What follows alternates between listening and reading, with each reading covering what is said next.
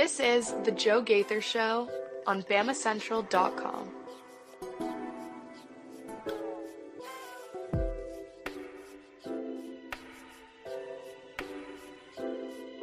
Good afternoon, Tuscaloosa, Internet World, West Alabama. How are we doing today on this Thursday? This is The Joe Gaither Show on Bama Central and BamaCentral.com. Thank you so much for checking us out on the Bama Central YouTube channel. Thanks for watching us on my own social media machines at Joe Gaither6 on your favorite social media machine, Facebook, Twitter, or YouTube. Or maybe you're listening to us on the Joe Gaither Show on Bama Central on Spotify, Apple Podcast, or Amazon. We appreciate whatever way you're checking us out today, as Alabama is 2 days away from kicking it off against Western Kentucky. And so what we are going to do today is first get excited about the weekend ahead, as week number 1 is right upon us. Thursday, you're going to see a lot of action tonight on your television. Missouri and Arkansas, your SEC action. Arkansas taking on, I believe, Arkansas Pine Bluff, and Missouri is taking on Murray State for your SEC action to get your Thursday going. But we are going to talk about the positional rotations that you're going to be looking at on Saturday, what you're going to be looking for on Saturday as a smart fan, who you're going to be looking for to impress, and kind of how you're going to be making your judgments on Saturday with a couple of position battles as it stands this weekend. So we're going to talk about that. We're going to replay an interview that we did on Tuesday with Jack McMahon from the from the Western Kentucky Herald. This is a sports department right there. He's a student reporter, so it was a shorter interview, and it was focused obviously on the Hilltoppers. We'll play that, and then we will talk about we'll talk about some NCAA rules that got changed or are getting changed. There's one that's getting proposed to be changed and one that has been changed. Talking about eligibility and talking about the transfer portal, and then we'll wrap up talking about the last time that Kane Wommack played Western Kentucky. So lots to get into as it's Western Kentucky week. We invite you to jump in and join us on the social media machines, giving us a like, giving us a follow, a comment. You can leave your comment, question, query, or complaint right there at the social media machines at Joe Gaither6. Let's open up the show. Before we do it, we'll tell you about our friend Derek Daniel. You can call him at 205-758-3391. Derek Daniel, State Farm Insurance, like a good neighbor. Derek Daniel is there. He's got great representatives with Red, Reese, and Victoria. They'll be happy to talk to you about your home life on auto insurance needs. You need to make sure that your auto insurance is up to date. You need to make sure that you're properly covered, especially right here in Tuscaloosa with all these different drivers from different parts of the country coming together. It sometimes makes it tough on the road, so make sure you are properly covered. Call Derek Daniel and State Farm today at 205-758-3391. You can visit them if you want to at 4604 Highway 69 North in Northport, Alabama, 35473, just about a mile off of McFarland Boulevard, right here in Northport, right close to my house. You go right off McFarland Boulevard. It's right past the Tiger Rock on your left. Give them a call at 205-758-3391 or visit him online at agentderekdaniel.com. We appreciate Derek for sponsoring the program. What are we going to do today? We are going to talk about positions to watch in Bryant-Denny Stadium on Saturday. And we're going to piece together what we have heard. We spent Monday in the Naylor Stone Media Room hearing from offensive coordinator Nick Sheridan, defensive coordinator Kane Wommack, and head coach Kalen DeBoer. And Tuesday, we got to spend some time in the facilities, hanging out with the offensive and defensive captains and a couple of specialists. We heard from Nealon Hibbett. We heard from James Burnham. We heard from Malachi Moore and Deontay Lawson. We heard from Tyler Booker and Jalen Milroe. All those can be seen on the Bama Central YouTube channel. And then yesterday, Wednesday, we were back in the facility, and we heard from several assistant coaches. We heard from tight ends coach Brian Ellis. We heard for the first time from special teams coordinator for special teams coordinator Jay Nunez. And then we have heard from Mo Linguist, the secondary defensive backs coach. We heard from Chris Kapilovich, offensive line coach, and we heard from Jamarcus Shepard, wide receivers coach as well. So 4 or 5 different coaches. You can see some clips from that right there on the Bama Central YouTube channel. But what that has done is set up the week. Kalen DeBoer also had Hey Coach yesterday. You heard that on the Crimson Tide Sports Network, and you can see that on the various avenues. Hey Coach on Wednesday nights this year, not on Thursday nights this season. And so we have basically completed the media cycle for the week. We're not going to hear from the team again until the clock hits zeros on Saturday night in Bryant-Denny Stadium. And so what do we know? What are we ready for this week? Basically, you've gone through the 2025 practices in fall camp. Everybody knows Jalen Milroe is your starting quarterback. You know that you've got one of the best running back rooms in the country with Jam Miller and Justice Haynes and Richard Young. You know that Jam Miller's overcoming a small little knock in fall camp, so you'll probably see Justice Haynes starting the game. Everybody's excited about Jeremy Bernard, and everybody's excited about Ryan Williams. How much will Ryan Williams play on Saturday night? Really, we're going to talk about several positions and what Coach Kalen DeBoer and what the really Kane Wommack and Jamarcus Shepard have let on. We're going to talk about right tackle, wide receiver, defensive back, and kicker, because we heard from Jay Nunez for the first time. All right, let's start with wide receiver, because that seems like a decent place to start. Wide receiver. Everybody wants to see what Ryan Williams will do on Saturday night in Bryant-Denny Stadium. And we heard from Jamarcus Shepard yesterday. Our friend Katie Wyndham, BamaCentral.com, asked Jamarcus Shepard if Saturday will be more of an opportunity to trim down the rotation, or if there will be kind of a free-for-all, if there will be if there will be a strong rotation. And remember, that's kind of one thing that I asked Kalen DeBoer at SEC Media Days. Will Alabama use its depth, use its kind of, okay, we've been recruiting at a high level, get guys onto the field, outrun defenses, overrun defenses, and really, Jamarcus Shepard played coy. It's very interesting. You're getting a very coy response from the position coaches very often, now that we've gotten into a little bit of a rhythm here with the assistant coaches and with the head coaches. They're doing a good job giving stuff, talking about their players without giving away schematics. They do a lot of deferring to Kalen DeBoer. Jamarcus Shepard yesterday saying, I don't know who's going to play tomorrow. I don't know who's going to play, Saturday. And coach, come on, you know who's going to play. You know some of the players that are going to play. We obviously know Jeremy Bernard. Jeremy Bernard and Kendrick Law are going to get a lot of action as your ones. We know Kobe Prentice is going to be sitting right there when you go 3 wide and is going to get a lot of opportunities himself. We know Emmanuel Henderson's right there. We know Ryan Williams is right there. Coach Kalen DeBoer responding to the same question on the SEC coaches teleconference. Coach, what the wide receiver rotation going to look like? And he was not as coy. He said, I think that we're going to play 5 to 7 wide receivers. I'm not keeping count. He said, I wouldn't put a number on it, but I feel good about 5 to 7. So we're just naming them right there. We already hit Jeremy Bernard as 1. We hit Kendrick Law as 2. We hit Kobe Prentice as 3. Emmanuel Henderson is 4. Ryan Williams is 5. Cole Adams is 6. Here we go. We need to find 3 more. Who are you looking for? You're looking for, I'm missing Rico Scott. Will he get some action? Has he recovered from what seems like he got a concussion in one of his earlier fall practices? Will it be Caleb Odom? There's somebody obvious that I'm missing. Why don't you pull up the depth chart, Joe, so that you don't look like a fool? Bama Central depth chart, because I have done the depth chart 2 or 3 different times. Central depth chart.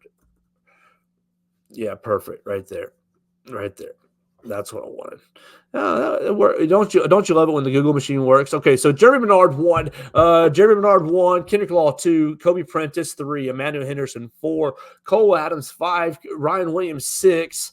We got who you got left? Okay, Amari Jefferson, Cole Adams, Caleb Odom is 7 and 8, and then I guess it's Rico Scott is 9. Because I'm looking at our sheet here, the only other wide receiver is Jaron Hamilton. So it looks like every wide receiver that we have listed as a scholarship player is in Kalen DeBoer's rotation. He said 5 to 7. So you basically are sitting there without Amari and Rico Scott. You're going to see a lot of guys on Saturday in Bryant-Denny Stadium.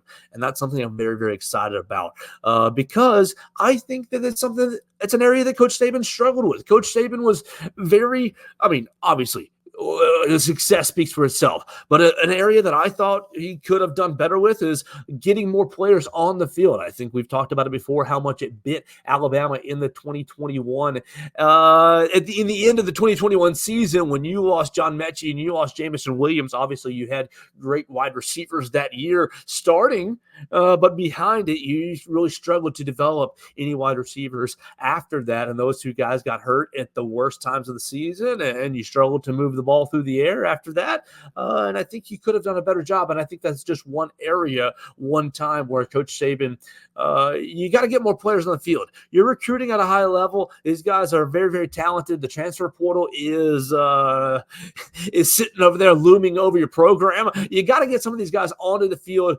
and give them opportunities to make plays. One thing that Jamarcus Shepard did say, he said, I don't know who's going to play. He said that we're going to give guys opportunities to make plays.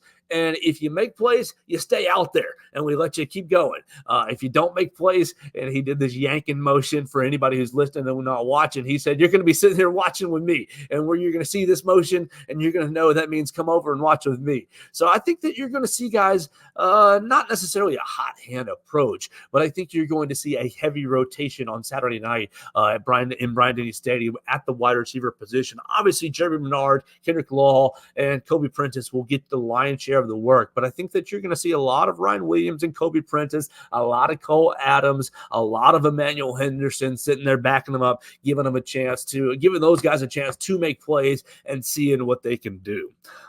We also have talked a lot about the offensive line. Obviously, the offseason focus was on center. Can Alabama find a center who can consistently snap the ball to Jalen Milroe? I think those concerns have been put to bed going into week number 1 with Parker Brailsford. All the attention on the offensive line goes to the right tackle at this point. How much will we see Wilkin Formby? How much will you see Elijah Pritchett? Who's going to get the start? I think it's been pretty obvious right now through fall camp that Wilkin Formby is in line to get the start. How much will he play? Will he play one series? Will it go series for series, he and Elijah Pritchett? Or will it be 2 series to 1, 2-to-1 ratio? What will be the rotation at right tackle? It's been pretty consistent during the media viewing periods that Wilkin Formby is the starting right tackle. But I remind you, we are only seeing that 20, 25 minutes or so during practice of 8 of the 20 or so practices. Okay, and so we leave. How much is Elijah Pritchett getting run with the starting right tackle? It's going to be interesting to see what the rotation looks like in Bryant-Denny Stadium on Saturday, as Coach has been pretty vocal that, okay, while there has been competition, we're going to take this competition into live action on Saturday against a real opponent. It's going to be interesting to see how Wilkin holds up. I think Wilkin is going to be I think he knows what his assignment is, and I think that he is physically capable. The difference is I think that Elijah Pritchett might be more physically capable, might be more explosive, but just might have a bit of an inconsistent motor, and might need a little bit more hand-holding as far as schematics goes and recognition goes of the opposing defenses. And so it's going to be interesting to see how Alabama chooses to balance the two. I don't think you're going to need to hold Wilkin's hand as much as far as recognition goes, but he's going to have to work, it seems like, just a little bit harder to get the results that Elijah Pritchett gets. And so it's going to be interesting to me to see how that rotation goes on Saturday. So you got wide receiver, you got right tackle. Really the only other issue or position group that you're going to be looking for on Saturday as far as rotations goes, competition goes, is cornerback. We heard from Mo Linguist yesterday And we've heard from Kane Wommack about experience, and experience being a finite thing that you're going to have to give guys opportunities to get experience. And so I think that you're going to see a lot of corners playing on Saturday. I think obviously Damani Jackson, you're slotting him in there as a corner pretty much consistently whenever the defense is out there. Damani is going to be playing. But next to Damani, or the opposite of Damani, you should probably expect to see Deshaun Jones right off the bat, the transfer from Wake Forest. And I think that he has had a fine camp, a good camp. I think that he has earned the trust of the defensive room of his teammates. But I think the real excitement is behind him in these freshmen. We've talked about him all summer long, but I think that Xavier Brown is going to be quick off the bench, getting a lot of run right behind Deshaun Jones. I think Deshaun Jones is going to have to really play well and really stand out to keep Xavier Brown off the field. And I think that you're going to see a good bit of Zay Mincy as well. We walked past Zay Mincy in the facility yesterday, I believe it was, and he's just laid out on the field, and just such a long corner. He's huge as a cornerback, 6'2", 6'3", and that is, oftentimes they exaggerate the heights and the weights on RollTide.com, and they do it for every college, but he is not exaggerating. He's a full on 6'2", 6'3", playing defense, playing cornerback. And I'm really excited about seeing him on the field. I think that you're going to see a lot of defensive backs on the field on Saturday, just to see what guys have, just to see what guys can do. And I think that, it's going to tie into something we'll talk about later on in the show with some NCAA rule changes. But I think some of these freshmen are going to get action right off the bat. You'll see Deshaun Jones, but I think you'll see Xavier Brown and Zay Mincy as well. The other position that I think you're going to be wanting to pay real close attention to is the kicker position. Now, it's not really going to be a huge problem, or it's not really going to be life on the line. It's not going to be a real big issue this weekend against Western Kentucky, because obviously Alabama, war of attrition. By the end of the night on Saturday, Alabama's going to win the game. We can talk about the gambling odds and gambling line, that 31.5, all you want. We talked about that on the previous show, and we'll talk about it again in the future, before the week's over. But Alabama's going to win the game. Look, we're not going to be sitting here trying to sell you a bill of goods that, oh my gosh, if Alabama doesn't play well, they're going to lose. No, if Alabama doesn't play well, they're going to win by 10. They're going to win by 14. They're going to win by 21. It's not going to be a blowout like the folks in Vegas have said, right? Alabama's going to win the game. The biggest thing for Alabama are you're going to be looking inside the game at these little things, at these position groups that we've already highlighted. But I think the kicker is going to be an area for Alabama that, while you haven't really thought about it that much this offseason, because you went out to the transfer portal and you got the 2023 Lou Groza Award winner. This guy beat out Will Reichert for the Lou Groza Award, and nobody was better than Will Reichert last season, but this guy beat him out. Do I have confidence in Graham Nicholson? No. But am I worried about him? No. I'm not. I'm neither confident nor worried about him. I'm walking into the season with a blank slate for Graham Nicholson. Do I expect him to perform well? Yes, I do. I think that he's going to perform well this season, but I do want to leave room for doubt. Leave room for doubt that Alabama might, look. You take Will Reichert, a once-in-a-lifetime player. He came in here, and obviously in the fifth year helped him out, but came in here and broke the NCAA's all-time leading scoring record. He leaves as number one all-time. Obviously, the fifth year does help him out, but he was highly consistent. You remember what? I think it was a sophomore year. He doesn't miss a single kick his entire season, right? It was highly consistent. I think it's going to be very taken for granted. And so Graham Nicholson, what's the grace level are you going to give him? Does he miss in Bryant-Denny Stadium this weekend? That doesn't matter, because Alabama's still winning 49-14. It doesn't matter. It could have been 52-14, right?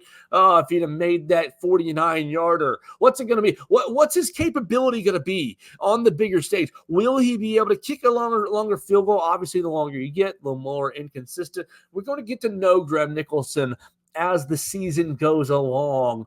It's going to be interesting to see. Look, you look back at Miami of Ohio, their capacity 30,000 people for Miami of Ohio home games at capacity. Obviously, that's just a fraction of what it'll be in Bryant-Denny Stadium. What you can fit, 30,000, 60, 90, a little right at 100,000. So more than 3 times, right? Is that my math? I'm not a math major. The crowd's going to be a little bit bigger on Saturday. Jay Nunez talking yesterday that they have kicked in Bryant-Denny Stadium over 20 times during the practice periods and during the off season. So obviously getting their sight lines correct, but it's going to be a little bit different atmosphere this weekend. I think it's going to be very important now for him to have success early in Bryant-Denny Stadium. Now you look through his career and he's perfect in Power 5 stadiums. He's kicked at Miami. He's kicked, I believe, at Indiana. Somewhere else. I couldn't remember Minnesota, right? And he's made like 4 or 5 of his field goal attempts. He hasn't missed a kick in a Power 5 stadium. So we'll see how he does. But those are the position groups that I'm going to be really having my eye on.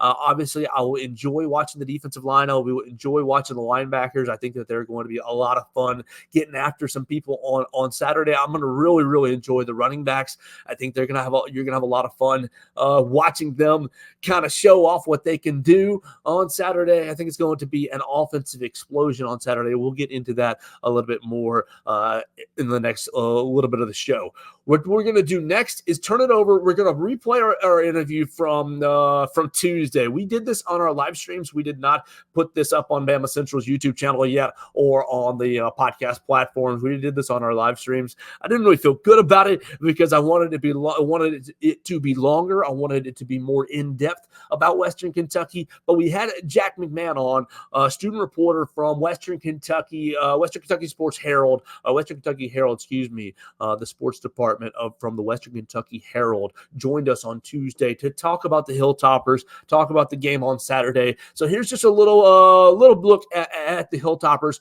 and we'll come back. We'll talk about the last time that Kane Wommack played Western Kentucky when he was head coach at South Alabama. It did not go well for him. Then we'll finish up with some NCAA rule changes and get out of here for the day. So let's get right into it. We'll have a lot of fun. Alabama's kicking it off in 4 days, and so let's get a lot smarter on Alabama's opponent with Jake McMahon. You can follow him on X at Jake McMahon 7576, or check out all of his work covering the Hilltoppers at WKU Herald on the Twitter machine. Hey, Jake, what's going on, man? How are you doing today, sir? I'm doing great. How are you doing? Oh, very, very good. We had a good morning over at the Alabama facility. We heard from 4 or 5 different Alabama players, actually 6. We heard from the 4 captains and a couple of specialists today. So everybody's getting excited about game week. I think this will be basically the last media opportunity for us for the week. We're excited about game week. How about you guys? Yeah. I mean, we're really excited here. I think going down there and playing Bama, especially being DeBoer's first game, is something that's really exciting a lot of students, including myself. So yeah, really cannot wait for Saturday. Well, let's get to know you just real quick. Jake, you're covering Western Kentucky. What year are you, and how long have you been following the football team for WKU Herald Sports? So I'm a junior, and last year, my sophomore year, I was the football beat reporter for the website, and this year I'm taking over the editing position. So I'm still doing a bit of writing for the football team, but not as much as I have been. But still covering them quite a bit. So. All right, so you are a Tyson Helton expert, if there ever is one, and we appreciate you jumping on and joining us. What's the buzz around Western Kentucky? Because we see TJ Finley being named starting quarterback, and we're familiar with him from an Alabama standpoint. You see a lot of weapons on the outside. You obviously see good numbers. Tyson Helton winning 8 games or more basically every year. Yeah, every year in his tenure. This is year number 6. We're going to bowl games. What's the buzz around Western Kentucky going into 2024? I think it's just a lot of the sort of same old kind of thing. This is a team that throws the ball a lot and scores a lot of points, and I fully expect that this year. I know we've had Bailey Zappi and Austin Reed in the past who, I know Zappi just got released by the Patriots today, but he had some success in the NFL, and Reed is with the Bears organization right now. And I truly think it's going to be the same with TJ Finley. I think he's got one of the best arms in college football. And, he was, I think, 17th in yards last year at Texas State. And I would say he's coming in this season playing not as good composition as he did last year with Texas State. So I think there's a lot of buzz around there. Obviously, maybe a little bit of a worry with the new face there, and also the loss of Malachi Corley, who was I believe a third-round pick by the Jets this past year, who was maybe one of the best weapons Western's seen in program's history. But I think it's a pretty exciting year. Kennesaw State joins the conference this year, so I think there's a lot of excitement, a lot of buzz down here. All right, so I'm looking at the Western Kentucky schedule, and obviously the big monster game was against Alabama right there off the bat, and that's going to probably be a bit challenging to win. But the rest of the 11 games all look, fairly winnable for Western Kentucky. What's the expectation for Tyson Helton and the Hilltoppers? I'm not 100% sure what my full expectation is. I think last year going into the year, it was a conference championship or bust. And, the 8 wins and a really good bowl game win, and it was a really good end, but they didn't even make the conference championship game. It was Liberty and New Mexico State who took those spots. And now I think the expectation is maybe dropped to a CUSA championship game appearance, because I'll be honest, I'm not sure how Western against Liberty. I mean, this is Liberty's conference now, and it'll continue to be. So I think the expectations are, to almost run the conference schedule with a loss against Liberty. And if you do look at that schedule, I want to pull it up here, but like after the first part of conference play are all winnable games, but I believe the last 4 games, it's let me see here: New Mexico State, Louisiana Tech, Liberty, and Jacksonville State. And, those are three of those 4 games Western lost last year. They lost to Liberty, they lost to Jacksonville State, and I believe then they lost to New Mexico State, I do believe. And then they almost lost to Louisiana Tech. Those last 4 are pivotal. They should win their first half of conference play, get into those last 4. If you can go 3 or 4 in those, I think you're setting yourself up for a really good year and probably a conference championship game berth. All right, so we're watching, get ready for the Alabama Western Kentucky game. It's going to be at 6 o'clock in Bryant-Denny Stadium, and you can read Jack McMahon's coverage from the Western Kentucky Herald Sports Center. You're going to be in Bryant-Denny Stadium. What is your expectation coming down to Tuscaloosa?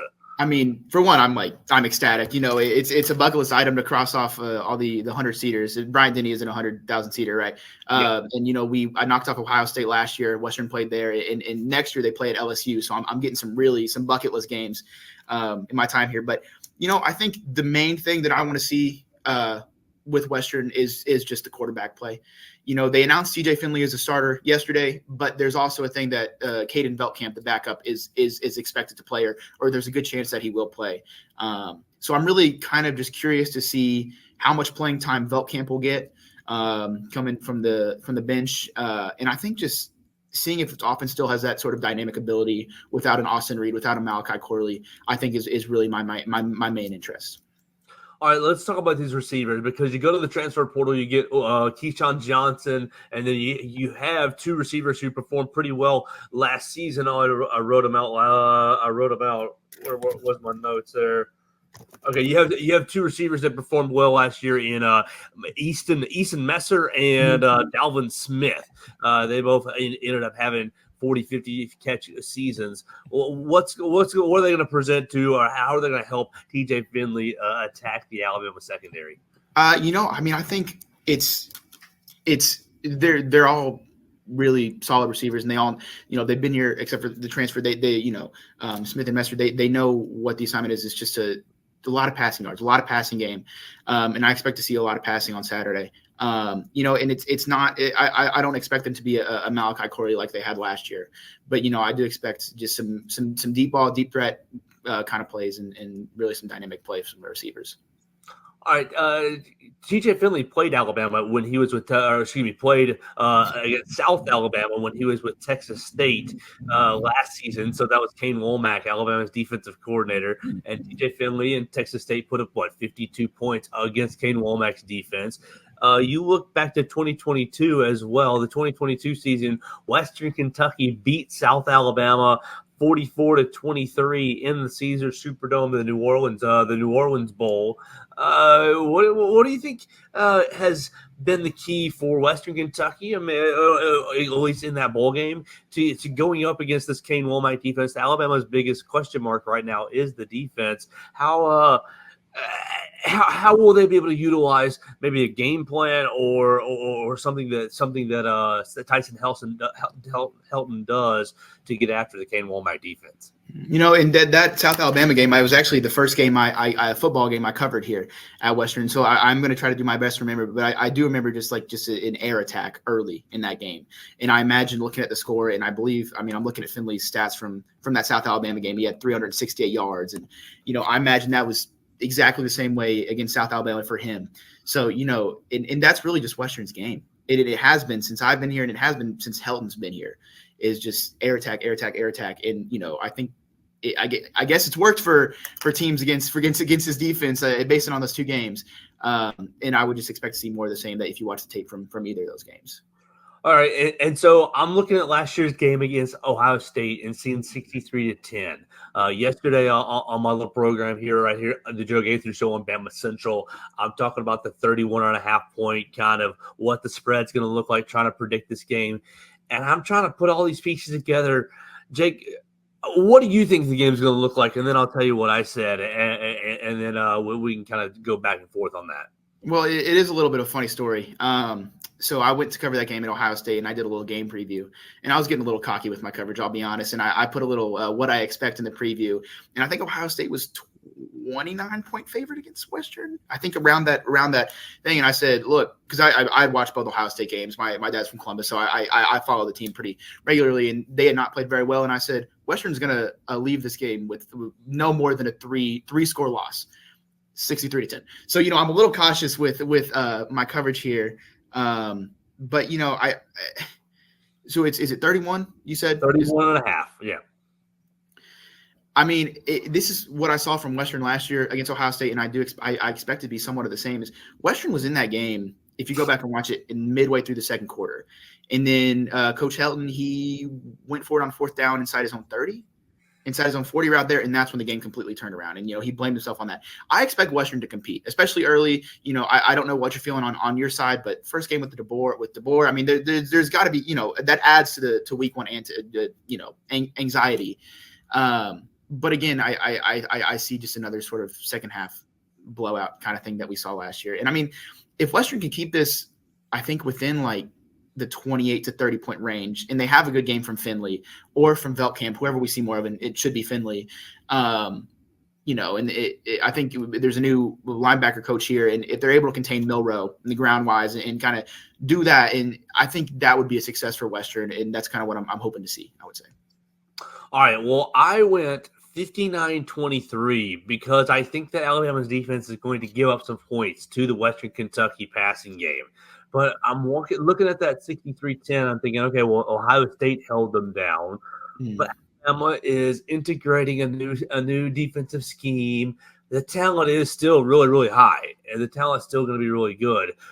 Something about Tyson Helton, he's made it very easy on his quarterbacks. I'm a Bears fan, so I've been enjoying Austin Reed. Sure, yeah. But it's I think that there's going to be some chances for some big plays for Western Kentucky. But on the whole, throughout the entire game, I don't think that there's going to be any real chance for Western Kentucky to keep up through the entire game. So I still like Alabama minus the points. But I just wanted to know if you thought really the big play, kind of that passing game, is going to be able to take advantage, able to get the ball out quickly, because I think Alabama is going to be able to get pressure. So I just wanted to kind of get your thoughts on the Western Kentucky offense getting the ball out quickly and, okay, maybe breaking a tackle and, okay, it's off the races. I don't know about a consistent offense, but what's your thoughts on being able to get the ball out quickly and kind of being able to generate some big plays? Sure. Yeah. I mean, those big play chances are what you're going to see a lot of, I'm sure, because if you're a Group of 5 team going out to Alabama, I mean, that's what you're going to have to execute on to have any sort of chance of winning, obviously. And, I think there's going to be a lot of shots. I think there's going to be a lot of shots downfield. I think Western is sort of a one depth offense and has been for a minute. So it's going to be hard to open up the play action game for the team. But, I think there's going to be quite a few deep shots. I'm curious personally to see who Finley's go-to guy is going to be, just because there's no more Corley. And I know I keep bringing up his name, but he was just that electric for this offense. But, I'm sure we'll see quite a few shots taken, and I'm sort of excited to see if they're able to execute against Bama's new defense. All right. Well, he's Jake McMahon, and he writes for WKU Herald Sports. Jake, I appreciate your time, man. We'll see you in Bryant Denny Stadium. Awesome. Thank you so much. Yes, sir. All right.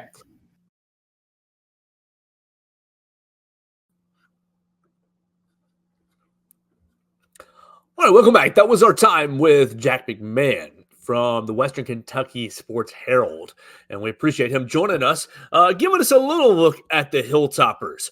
Before we continue the program, though, I want to tell you about my friends at Purple Turtle Roofing. They're the most reliable residential roof replacement company in Alabama and Mississippi. Whether it's addressing leaks, storm damage, or general wear and tear, Purple Turtle Roofing is going to be there to deliver exceptional roof repair for your property. Purple Turtle Roofing is the leading expert in local residential roofing solutions, specializing in providing unparalleled service and quality craftsmanship for all your roof replacement needs.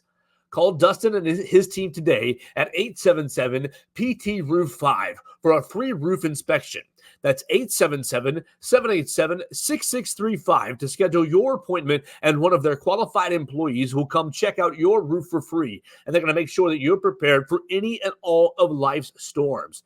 Check them out online at www.roofturtle.com. We appreciate Dustin Foley and his team for sponsoring the program. Check out Purple Turtle Roofing for all of your roofing needs.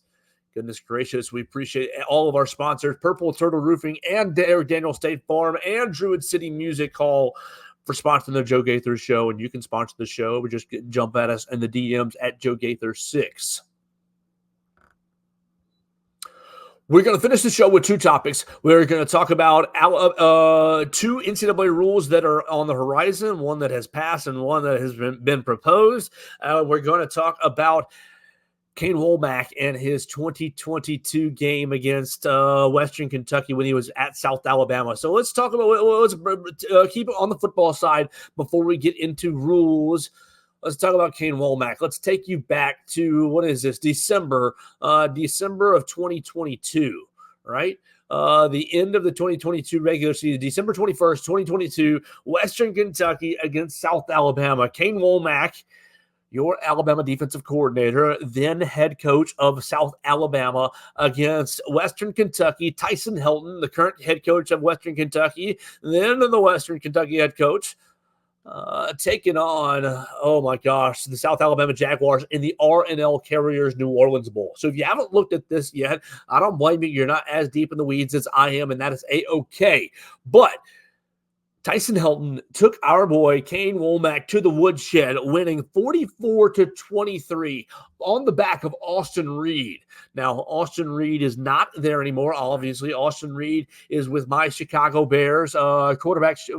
He was cut and was picked back up on the practice squad. So he was undrafted free agent last spring out of Western Kentucky, picked up by the Bears, went through camp, cut, and is now on the Bears practice squad. Good little fall camp for him, but not good enough to make the big boy roster. But he was a good college quarterback, really good college quarterback, especially for Tyson Helton in Western Kentucky, passing for over 4,000 yards, transferring in from West Florida, I believe. But in this particular night, the R&L Carrier Dome, the R&L Carriers New Orleans Bowl, down there in the Superdome, the Mercedes Superdome, where the Saints play, he put up 497 yards passing against Kane Wommack's 4-2-5 swarm defense. 497 yards, 4 touchdowns, and 1 interception. He was 36 of 55. I mean, these guys, they chunked it up. Now, they also had a receiver on a trick play go 1 for 1, 25 yards on a touchdown. They were getting after it, the Western Kentucky Hilltoppers. Now, obviously, this was a bowl game, so you leave everything on the table. It was not pretty for the South Alabama Jaguars. They took the loss that night. They finished the year 10-3. Obviously, they would have liked to have gone 11-2, but they finished 10-3, so still a good season. And Western Kentucky gets the win, finishing the year 9-5. But really, just an ugly night for the South Alabama defense, giving up 677 total yards. Western Kentucky was 6 of 13 on third down. They had 30 total first downs. They went 9.3 yards per pass and 155 yards on the ground. So they're getting after it on the ground, picking and choosing when they would go to the ground game. 6 yards per rush. Only seven penalties, for Western Kentucky that night for 70 yards. South Alabama played disciplined that night. 3 penalties for them. But South Alabama's 2 turnovers to Western Kentucky's 1, and it just was not a pretty night. Western Kentucky got up to what, a 24-point lead? Is that what that is? Is that what that math is? They were up 14-0, and then they went 17 more points, so that's 21. That's 21-10, 31-3. They were up 31-3 at halftime, and just really put it all on them in the first half, finishing the game at 13-20. They lost the second half 13-20, but they were up so big that they just cruised to victory. Austin Reed just having himself a night. And so what does it mean? How can you take anything from it? It was 2 years ago. It was 20 months ago, over 2 years, or almost 2 years ago now on the calendar. Obviously, Austin Reed is in the NFL, as we noted. They've got a new quarterback in TJ Finley. The offensive coordinator has kind of moved on a little bit from that point. They've still got Tyson Helton. The only receiver in that game for Western Kentucky that did any damage was Dalvin Smith, and Dalvin Smith is playing in this game on Saturday for Western Kentucky. He had 6 catches for 145 yards and a touchdown against South Alabama, but their main receiver, we just heard about him from Jack McMahon, Malachi Corley, had 11 receptions for 114 yards and 2 touchdowns in that bowl game. He's moved on. He's with the Jets now. So, a lot of the personnel is different. None of the running backs that were in that game are going to be involved in Saturday night's game against Alabama. It's just a little bit of a schematic feel. Austin Reed was able to get down the field really efficiently. Now, obviously, the athletes are much different. We got to keep that in perspective. Alabama is not rolling out there, and no disrespect to the Jaguars, but is not rolling out there with the Jaguars athletes.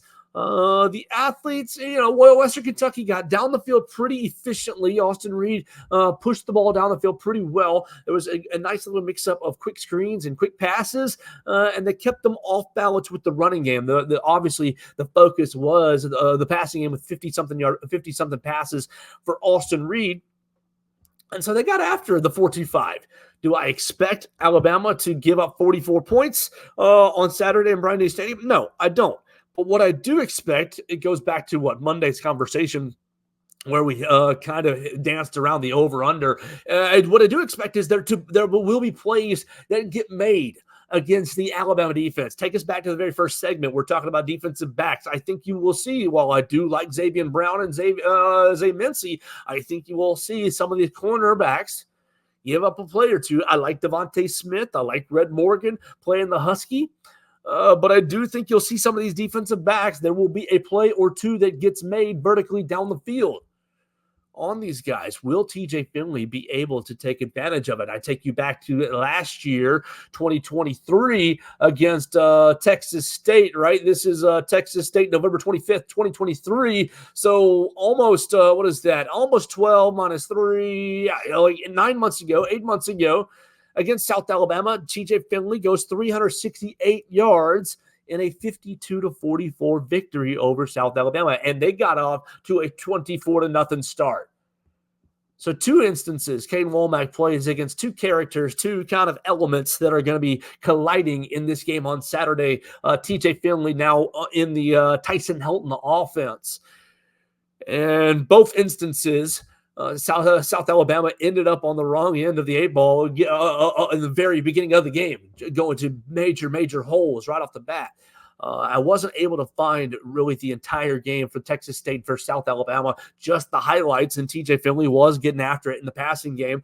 Wasn't able to tell really in just the 3 or 4 or 5 highlights how the game went, if they were able to go vertically down the field and utilize quick passes and quick screens like Western Kentucky was able to in the New Orleans Bowl the year prior.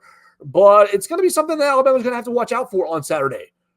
Do I think that it means that Alabama loses? Absolutely not. Not a chance. Zero chance, sir. But I do think that there will be plays to be made. It does play into my feeling that the over is going to be the play. I think that Alabama's offense is going to be electric. I think that if you're an Alabama fan watching the game, you're going to sit back and think, wow, the offense hasn't looked that good since Steve Sarkisian was calling it in 2020. Now, it's going to look different from that Steve Sarkisian offense, obviously with Mac Jones playing quarterback, but you're going to sit back and at the end of the night, if you're still awake, if you're still juiced up, what would that be, 9:30, 10 o'clock or so, when the clock hits zero, you're going to sit back and think, oh, this offense could be something, and it can be something. I think this offense is going to be a lot of fun to watch. The problems you're going to be reflecting on, and you're going to think, oh, Alabama gave up some plays defensively. And I think that Western Kentucky, with TJ Finley, his experience playing college quarterback, obviously his days at LSU and Auburn are well documented. He kind of got off the radar at Texas State, but had a good year last year at Texas State.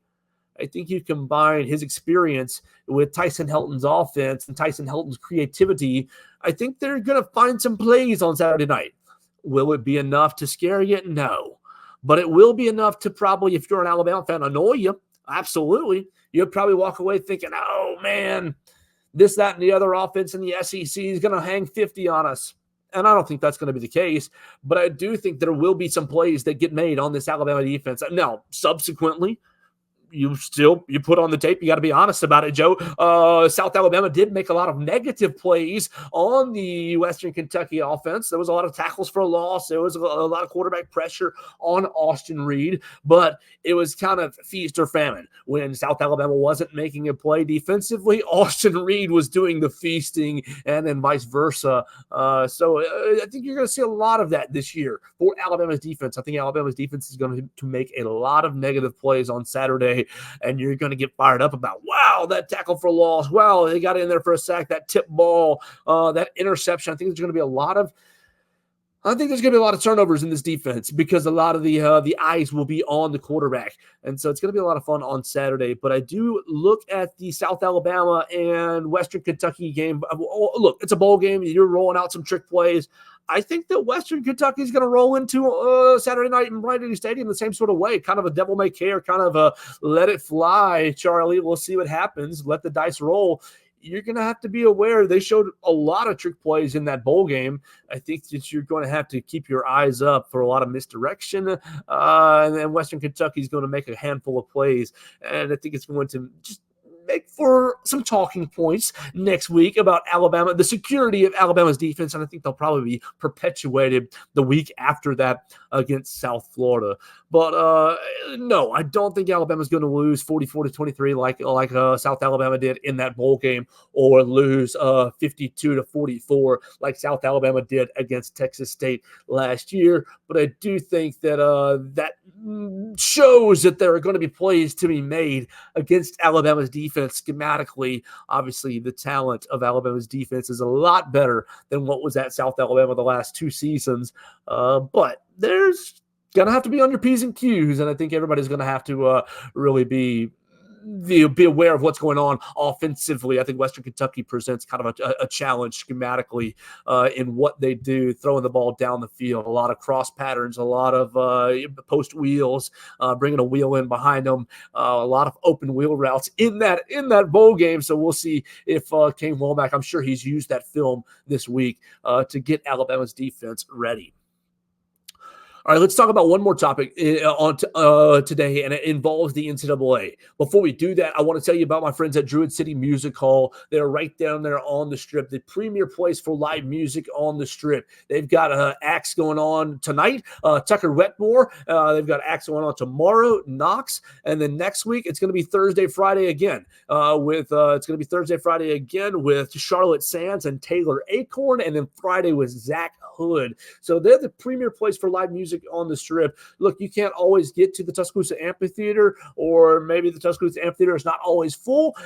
Druid City Music Hall is filling their stage week in and week out this fall semester with a huge Kaleidoscope Fall music series, and we appreciate them for being a part of the Joe Gaither Show as well. They are a great place to enjoy an evening. Obviously, being a part of the Strip is not always age-friendly for folks my age or older, but I think Druid City Music Hall is a great way to kind of be involved in the Strip, but not so much because it does present a much nicer environment, in my opinion, than some of the other college bars that are on the Strip. It's a great place to watch live music, enjoy a few drinks, great lighting, great sound, and it's a great place to enjoy the evenings. We appreciate Druid City Music Hall. You can check them out online at druidcitymusichall.com. Check out all their shows, /shows. Get your tickets right there online or right there at Will Call on the Strip.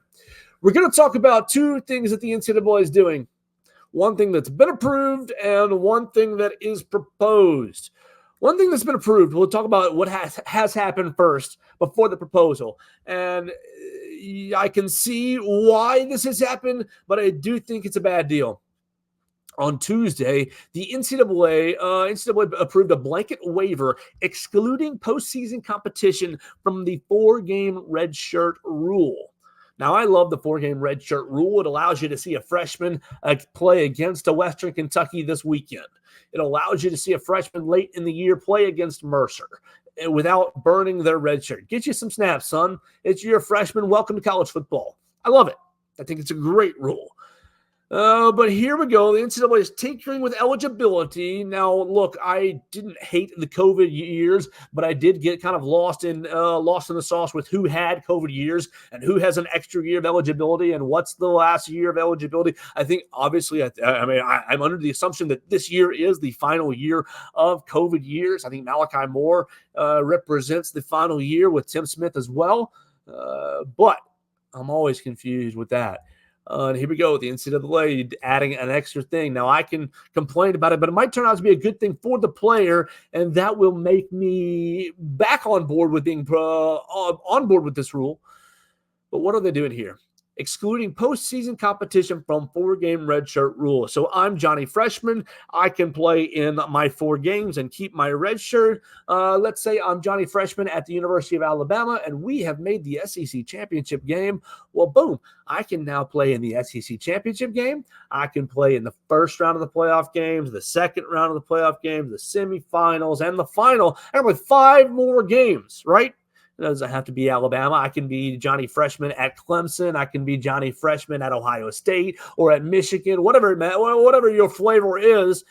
I can now play in those 5 games without burning my red shirt. So now instead of 4 games of eligibility, 4 games of experience that I'm getting, I can play in 9 games while maintaining my red shirt year. Now, I don't know. I don't know about this. I don't know if it's a good rule. Now, why? Why are they doing it? It's very obvious. They're doing it because the season has been lengthened by however many games we just said, 5 by 4 games, right? You go adding rounds of the college football playoff. You've got to basically extend the roster. And here's a way we can extend the roster. We've already talked about extending the scholarship limit from 85 to 105. We're burning walk-ons. We're not doing walk-ons anymore, but we're expanding your roster to 105. And now you can utilize the bottom end of your roster in extra games. This gives a guy like Ryan Williams a lot of time to cook and marinate this year, and boom, you unleash him in an SEC championship game. That would be a lot of fun from a media standpoint, just a narrative standpoint. But I don't know how good this is for college football. I guess I'm going to have to sit with it or experience it for a year. My initial take is not good. My initial take is if you're playing that many games, then you've kind of defeated the point of a red shirt of sitting back and watching the games. But I guess you have sat back the whole year, kind of learned college through that first year. Now it's postseason. I don't know. I don't love it. I don't love it. But here's a rule that I absolutely hate. We're going to round you out here at about an hour, so only a couple of more minutes left. Here's a rule and a proposal that I absolutely hate, and it involves the college football transfer portal. Look, I am pro player. I know a lot of people do not like the transfer portal. I know if you control the transfer portal, you will control the NIL and the tampering. So there are parameters that need to be put around the transfer portal. But this parameter that has been proposed is a bad one. It's a bad one. The NCAA has proposed eliminating the spring transfer portal window. Under the proposal, the 30-day transfer portal window in December would become the lone opportunity for FBS and FCS players to enter their name in the transfer portal and seek a new school. The past 2 years, the transfer portal has also opened for a 15-day window in April. And so this is going to get decided. The Division I Council will meet in October to determine whether it will adopt the proposal. It also reduces the number of transfer portal days from 45 to 30. Now, I don't care about that. Reduce the number of days to 30. That's fine. But here's your problem. If approved, the change would take effect for this year. The December transfer portal will open the Monday after conference championship games and extend from December 9th through January 7th. Okay, roll it down. Players from teams who are competing in the expanded 12-team college football playoff or in the FCS playoffs will still get a 5-day exemption to enter the portal after their season has concluded. This is ridiculous. All right. I'm not against eliminating the spring transfer portal window. That's okay. That's fine. That'll simplify things and keep kids committed to their commitment and make you really think about things, I believe. But really, okay, that does mean you're only going to have this one transfer portal window, but the calendar makes no sense. What are you doing December 20, right smack in the middle of the calendar? December 21, first-round matchups.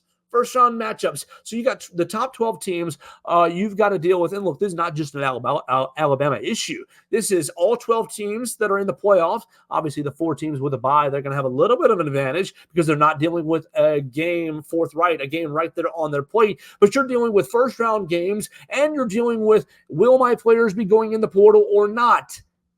It's a problem. It's a huge problem. It's ridiculous, and it's unfair to the teams that are in the college football playoff.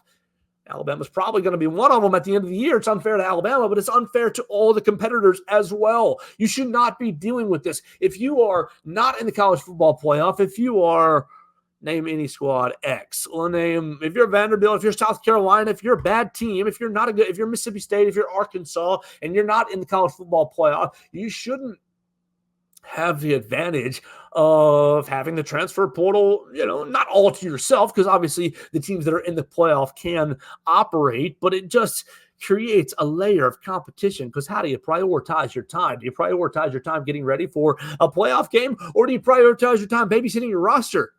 It's not fair. December 31st, you've got the quarterfinal. January 1st, you got quarterfinals, and you still got 7 days left on this proposed window, right? It's not fair. So it's ridiculous. You continue January 9th. The portal is just finished, has just closed. And you've got semifinal games. And obviously the 20th is when the playoff is. And so it also puts you at a disadvantage if you're in the playoff. Now I only get 5 days. I'm Johnny X. I'm a freshman on a playoff team, and our team got eliminated. And, man, I didn't really get the opportunity that I wanted this season, and I think I can have a better opportunity at school. Why? It doesn't matter. I only have 5 days to make that decision, whereas these other players have had 30 days. It's not fair on both ends. Just make it after. Look, the season's over January 20. You don't start spring practice right then and there. You still got, a couple of months before spring ball starts.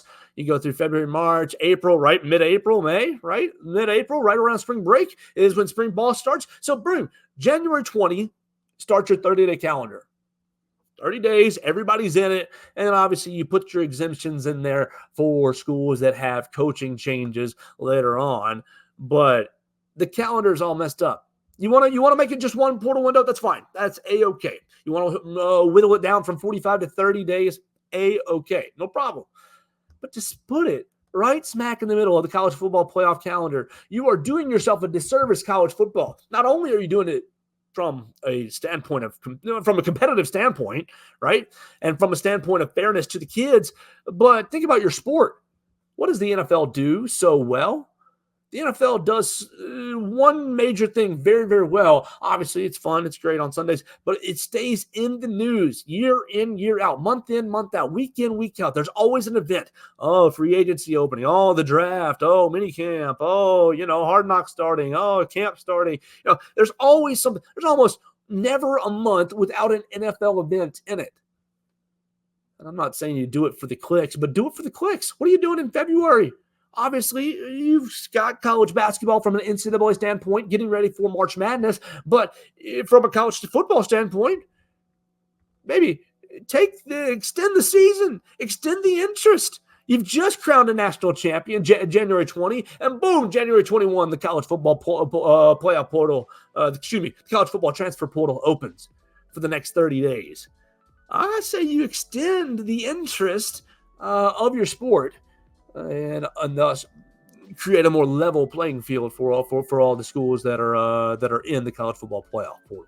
All right, we're going to get out of here for the day. We appreciate everybody who's watched us on the Bama Central YouTube channel. We appreciate Jack McMahon joining us from the Western Kentucky Herald, the sports department. He's going to be down here at Bryant-Denny Stadium watching the Hilltoppers maybe compete a little bit right there on Saban Field on week number 1 on Saturday. We appreciate him joining us right here on the program. You can always follow the show, The Joe Gaither Show, on Bama Central, on Spotify, Apple Podcast, or on Amazon.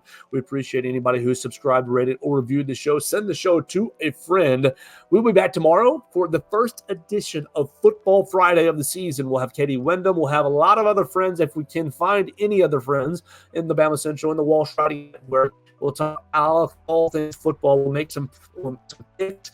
Oh, man, I cannot wait. It'll be the first edition of Football Friday. As we get out of here for the day, we want to once again thank our friend Derek Daniel. Call him and his agents at 205-758-3391. Call Red, Reese, and Victoria right there at that number, 205-758-3391. All your home, life, and auto insurance needs. It's going to be a crazy driving weekend in Tuscaloosa with the home weekend, and I cannot wait for it. But you want to make sure that you have the proper insurance when you're driving into Tuscaloosa this weekend, because we're going to get overrun with over 100,000 people coming into town for the game, and it's going to be great. But you can call him, State Farm Insurance, 205-758-3391. Make sure that you have your comprehensive, your collision, all the coverages that you need for your brand new ride as you're coming in representing your Alabama fandom. We cannot wait to have you here in Tuscaloosa. Make sure you call Derek Daniel for all of your insurance needs at 205-758-3391. We'll be back tomorrow for the first edition of Football Friday right here on the Joe Gaither Show on Bama Central and BamaCentral.com. Thanks for joining us on today's edition of the Joe Gaither Show on Bama Central. Keep up with Joe on all his social media pages at Joe Gaither6. Subscribe, rate, and review the show on Spotify and Apple Podcasts, and be sure to read us daily at BamaCentral.com.